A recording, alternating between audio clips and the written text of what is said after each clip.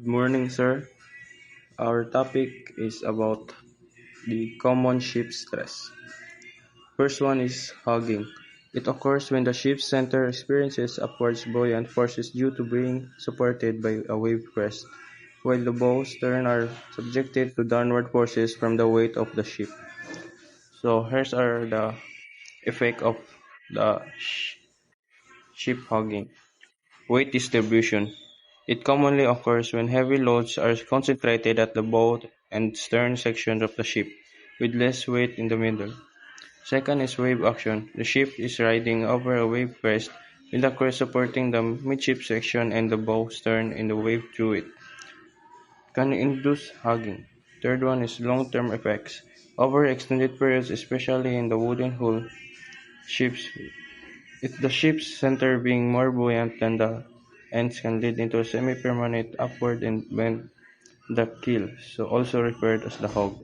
The second one is sagging. Happens when the bow and stern are supported by wave crest while the center of the ship is in wave through, causing downward forces in the center. And the effects of it is sagging puts the upper deck structure under the comprehensive stress and bottom of the hull under tensile stress. This can lead to cracks, fractures, and compromising ship's integrity. So, muna akong masabtan sa aning sagging and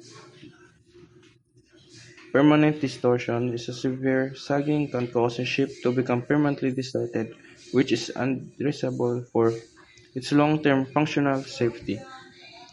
So, the third one is shear forces. So, in Bisaya, pagisi sa barko. Kung usa ka barko magkasinati og taas nga shear forces, labi na kung lain-lain ang kargas sa lain-laing bahin sa barko o kung ang barko naa sa dagko nga balod, ang internal nga instruktura sa barko magtinguha sa pagisi.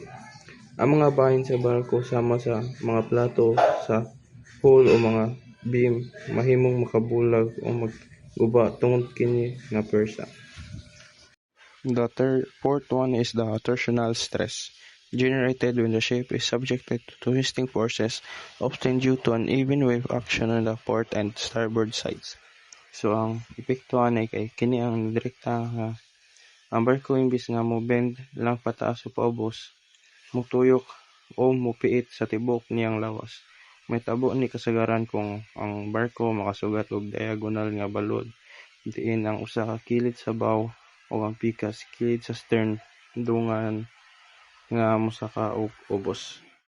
The fifth one is punting, alternating inward and outward movement of the hull plates near the bow or stern due to changes in the water pressure as the ship pitches into encounter waves. So, ang punting is pagisi sa mga plato tungod sa kanang balik-balik nga pagpiko-piko o pag-umol-umol sa steel plates, ilabi na sa atubangan sa barko nga kanunay ginabunal-bunalan sa balod. Ang mga plates mismo ang magisi kini tungod sa gitawag nga fatigue.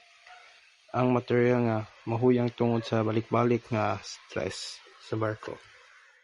So the sixth one is pounding, the repetitive and forceful impact of the bow or flat bottom section of the hull against waves when the ship moves high at speed or in the rough seas.